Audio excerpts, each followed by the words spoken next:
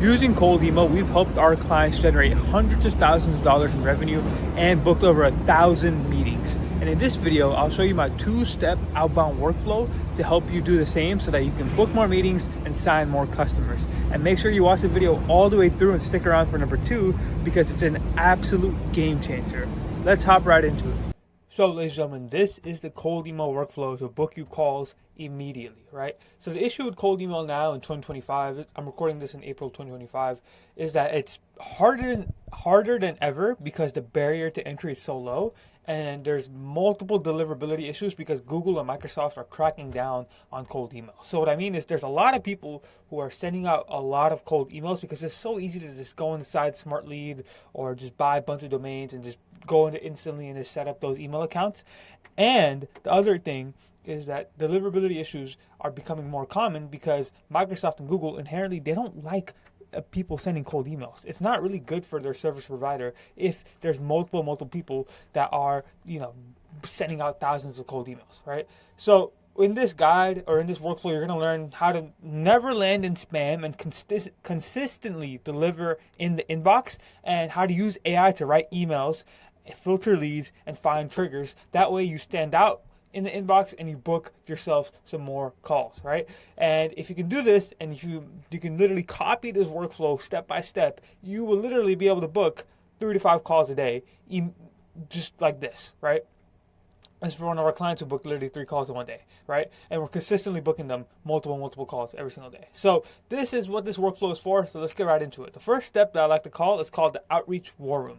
Now, I'm not going to get too much into nitty-gritty detail. You guys already know, if you know about cold email, to use a tool like SmartLead, Instantly, and Apollo to, 1, send out the cold emails, and 2, actually get the leads. So I'm not going to go too much in detail. This is basic level stuff that you should already know. If you don't know, watch my smartlead.ai guide and watch my Apollo guide on my YouTube channel. Go check those out and it'll give you a better breakdown. Now, for those of you who already know this, what I'm going to instead talk about is more so the infrastructure on how to not land in spam.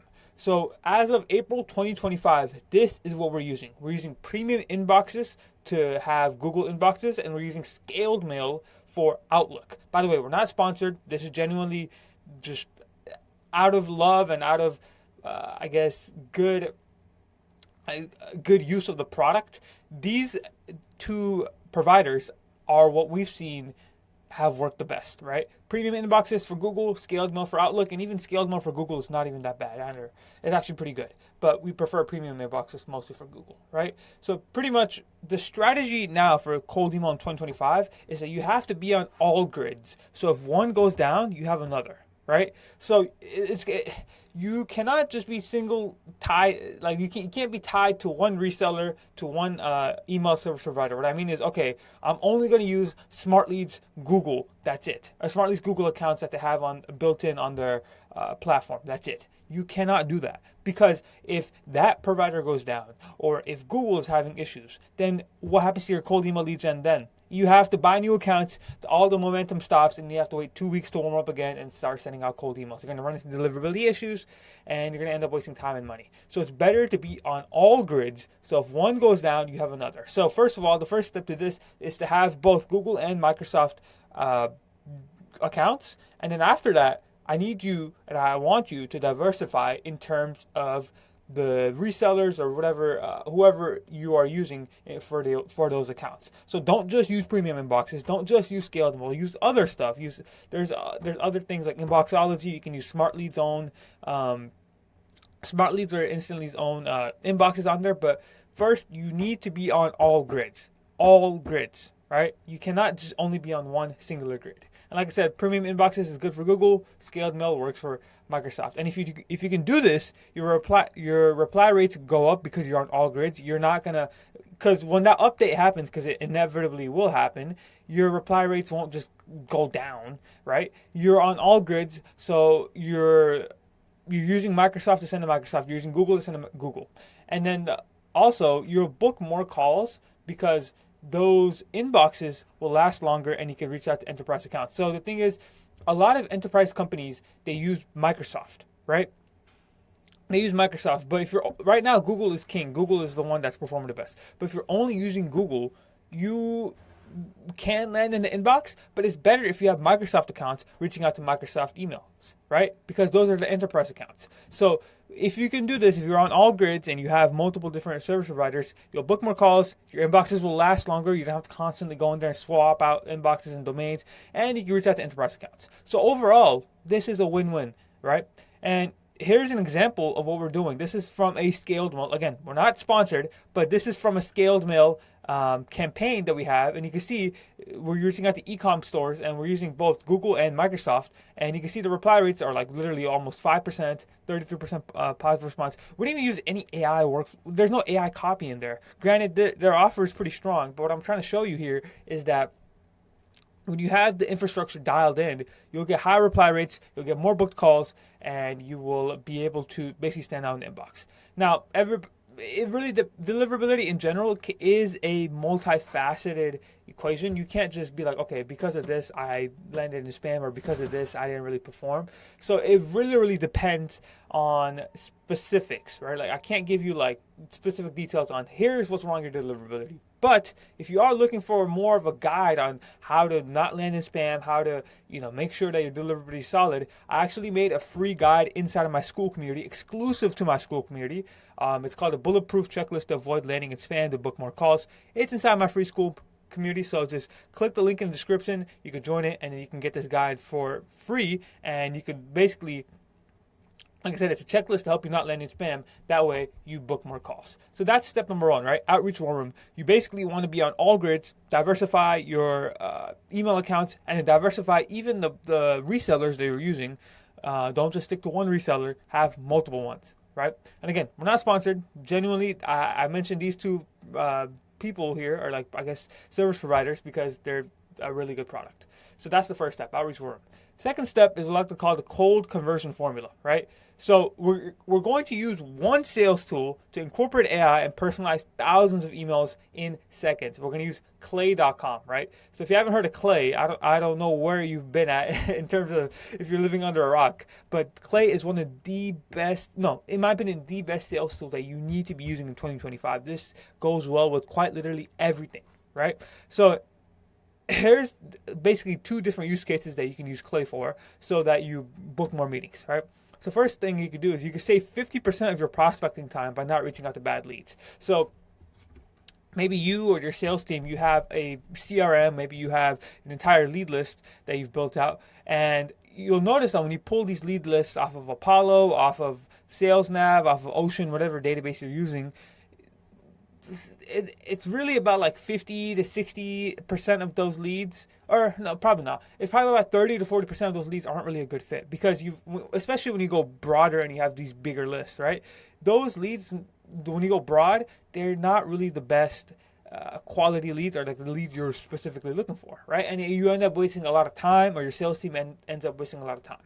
So what you can do instead is use Clay to basically filter out the lead so that you only reach out to qualified prospects. So here is what we're doing inside of Clay. We're asking Clay to be like, hey, take a look at this company's website, score the lead on how likely it is that they match this description.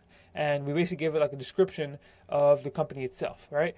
So once you've done that, you'll get something like this where it's like, hey, here is the score for this company, here's the score for this company, here's the score of this company. And then from here, what you can do is basically delete all the ones that aren't a good fit and only keep the ones that are a good fit. That way, you're only reaching out to high quality leads. Your sales teams aren't wasting a lot of time. Your cold emails reply rates do go up because it's more specific, and you book more calls, right? So for example, this is for another client that we're helping, and we literally did not use any type of AI personalization in this copy at all. There's no AI personalization in this copy at all. And we were able to get these types of reply rates, these types of positive reply rate. Like, look, this is the copy itself. There's no AI in there. It's just a lot of syntax, but there's no AI like personalization in there. It's just a really good offer going after a really targeted lead list, right? And I'm saying this because people are like, oh, maybe to get these types of reply rates, to get like a 30% reply rate almost, I have to use all this fancy AI stuff. No, you don't. Your targeting just has to be good. Your targeting deliverability just has to be good. Because look, here we're literally no AI stuff, and we're getting 30% reply rates, or 30% positive reply rate. That's insane. That's really good, right? So you can use this workflow to reach out to only high quality prospects so that you can get reply rates like this and then book more calls. You're not wasting time on bad leads. You're using your time on high quality prospects and leads, right? That's the first step. You can score to AI. Second step is AI copy, right? So what you can do is you can have different ways of personalization. So obviously relevant personalization makes your offer better and helps you get more calls, right? Other types of personalization can get you more replies, but don't always lead to more calls. Here's what I mean, right? Saying something like, hey, I saw you went to X college. I saw you went to Harvard. I saw you went to MIT. And then pitching your offer, it doesn't really entice them. Like, okay, cool, thank you for doing the research about me, but like that's not gonna make me want to buy your stuff. Maybe that'll make me want to hop on, maybe reply to your emails, but like it's not gonna make me want to buy your stuff, right? Versus something like, hey, competitor one seems to be ranking higher than you on Google. If you have like an SEO offer or like a Google Ads offer or whatever it may be, they'll be like, yeah, like, oh shit, okay, that's a good personalization. Yeah, I'm interested. Tell me more, right? So what I'm trying to say here is like, yes, everybody's obsessed with AI personalization, AI writing your emails, but it's not always the best, right? This can boost reply rate, but it's not always the best. So what you should do is you should brainstorm different ways to tie your personalization to your offer. You can call out reviews, you can call out services they offer on your website, LinkedIn post if it's even related to what you do, recent funding, the competition, whatever it may be. These are just ideas, but brainstorm different ways to tie a first-line personalization into what you're offering. So whatever your offer may be, just brainstorm different ways. So here's how you can do competition, for example. We basically just said this is for a Google Ads offer, and we basically said, hey, this catering company, and this catering company look like the top choices for catering in your area. We'll get you 10 large-scale catering events every month, helping you beat your competition.